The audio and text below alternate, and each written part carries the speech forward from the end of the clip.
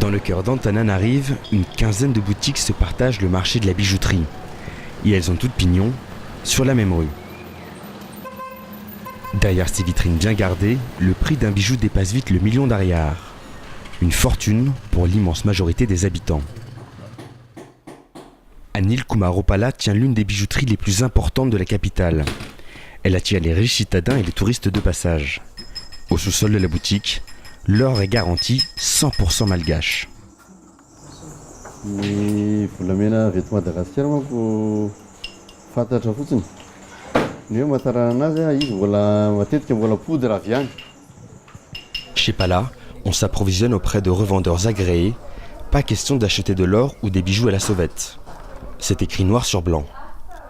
Pourtant, quand on interroge le patriarche sur l'origine de son or, la réponse a de quoi surprendre. Si cet or, le fournisseur, il s'est approvisionné d'une façon ou d'une autre, c'est pas mon affaire. Il pourvu qu'il me donne un papier. Vous avez bien entendu, peu importe le circuit qu'a emprunté l'or pour arriver jusqu'aux ateliers Pala. Quand on insiste sur la traçabilité de son or, le businessman nous fait une réponse d'orfèvre. Il n'y a pas de l'or propre. C'est 18 carats, c'est 18 carats. Le mot propre, ça n'existe pas. Il n'y aurait pas d'or propre à Madagascar. Le 5e pays le plus pauvre du monde est assis sur un trésor, bien mal exploité.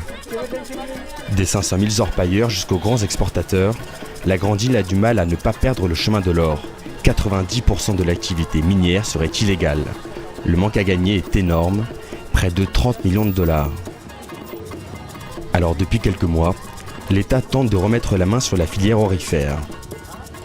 Fantatra hoe anatin'ny firy-taona no ahafahana mamafa tanteraka amin'izy fa efa natomboka daholo aloha ny asa tokony ahafahana mandeha ao anatin'izay lalana idirana amin'ny sehatry ny ara-dalàna ahafahana mahita ny traçabilité de l'or mba hisian'ny fampandrosoana ny Madagasikara izay. Pour comprendre cette économie parallèle, nous avons mené l'enquête en remontant la filière de l'or. Vous êtes pire que les policiers.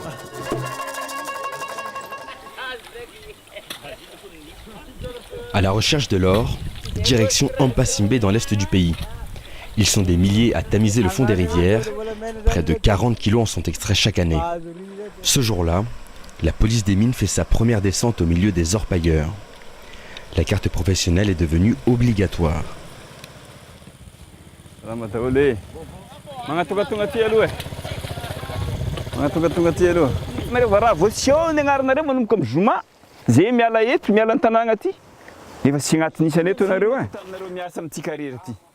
Cette fameuse carte, c'est la parade de l'État pour encadrer la filière aurifère. En un an, seuls 10% des orpailleurs l'ont acheté.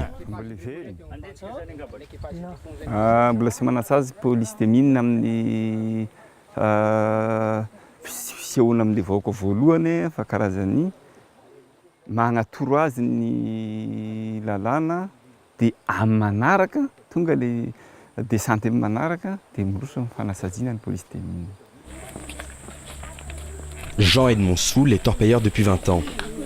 Il vient tout juste de déclarer son activité.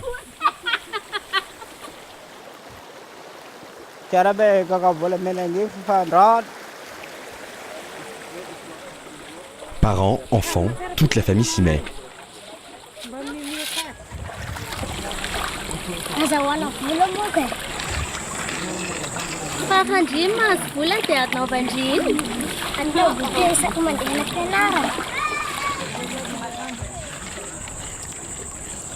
Aujourd'hui, ils rentreront en Corbredouille.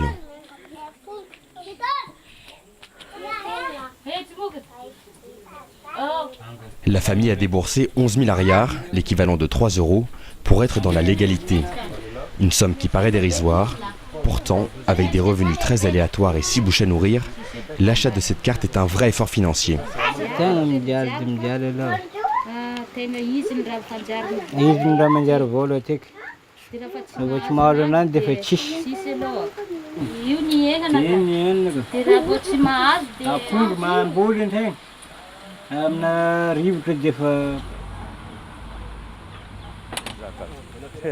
Pour le maire, le contrôle de la filière de l'or est une manne financière inespérée en l'absence de dotation de l'État.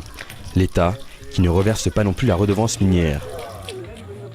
Dans la commune, les besoins sont immenses.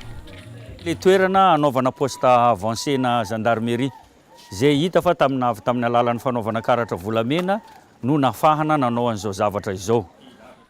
Cette construction aura coûté près de 300 € à la commune.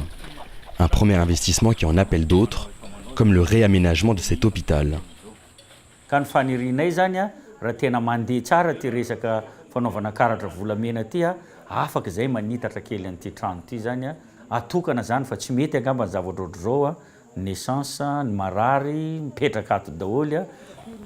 L'édile a des projets plein la tête. Pour les réaliser, il dispose d'une cagnotte plus importante encore, les cartes des collecteurs. Ces acheteurs d'or payent 200 000 ariars directement à la mairie.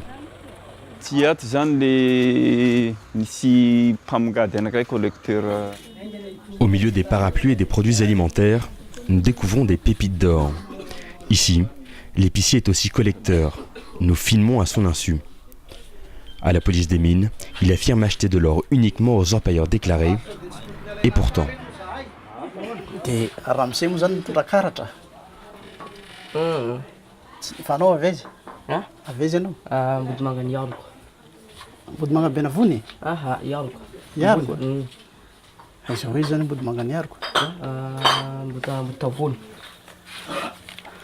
Un petit écart avec la loi.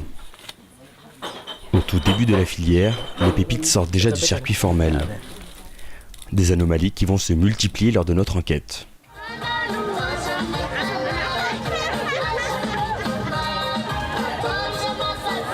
Antananarive, la capitale et son marché historique d'Anna-Laquelle.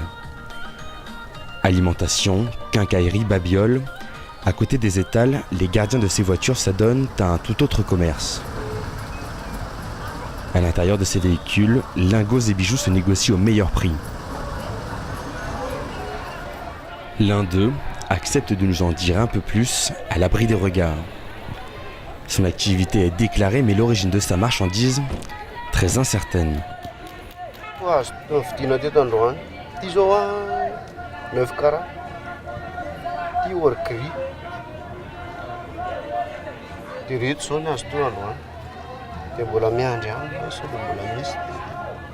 Donc l'or que vous vendez, il vient d'où?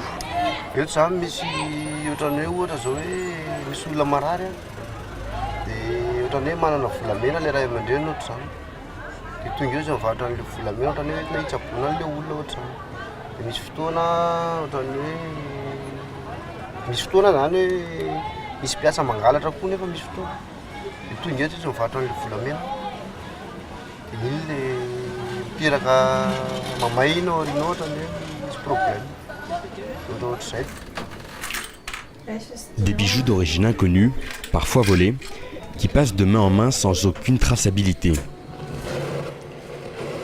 Une fois fondu, il est comme neuf, de l'or propre, du moins en apparence.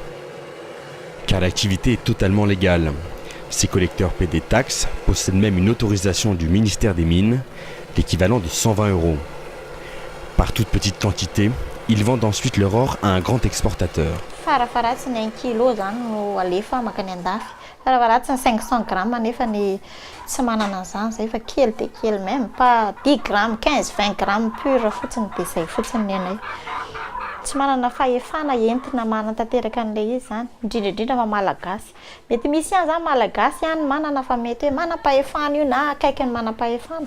Fa ny tena malagasy hoe privé tsotra, tsy maintsy mbola mandalo étape maromaro foana de tonga ny tena grand patron.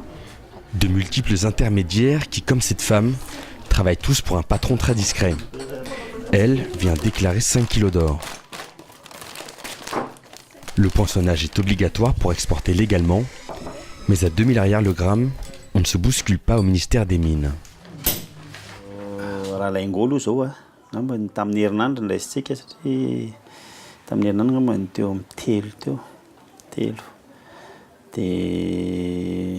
Misy koa le hitanao mitondra bijoux izy, testa kely mitondra bijoux izy na le bague nentina avy any de ngamany roa teo na koro.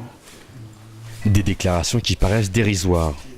Dans le service d'à côté, au scellage, ce sont aujourd'hui 8 kilos qui vont partir pour Dubaï.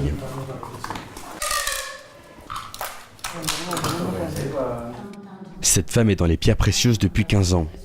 Avec l'or, elle gagne 3 fois plus. Pour ne pas attiser les convoitises, elle préfère l'anonymat devant notre caméra. Rehefa nisokatra ny fandefasana volamena dia mazava ho azy fa efa haiko ny fanaovana ny taratasy.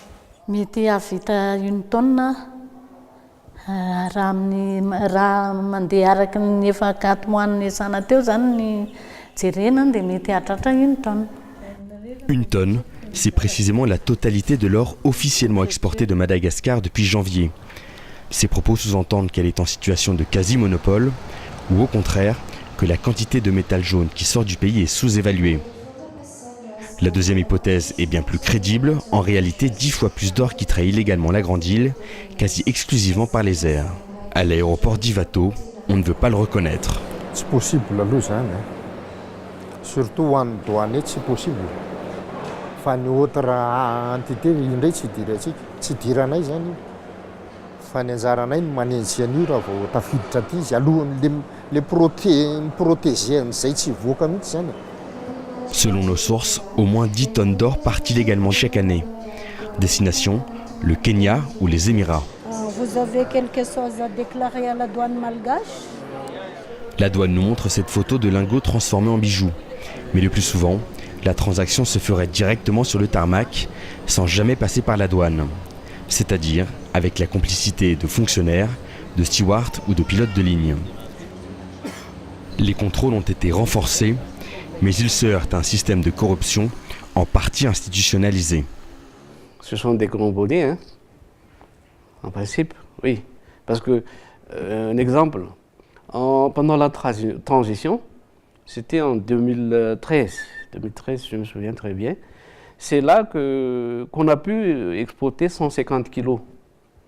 Mais une fois que ça a été rétabli comme circuit, le gouvernement de l'époque a dit non, arrêtez. Qu'est-ce que ça veut dire? Pour moi, c'est que ça nuit à des gens qui étaient au pouvoir à ce moment-là. Une corruption toujours présente. Dans les classements internationaux, Madagascar est en bas de tableau. Si les ressources minières étaient déclarées dans leur intégralité, elles pourraient représenter 1/4 du PIB. C'est seulement 2% aujourd'hui, dans un pays où la richesse des sous-sols contraste chaque jour davantage avec l'extrême pauvreté de la population.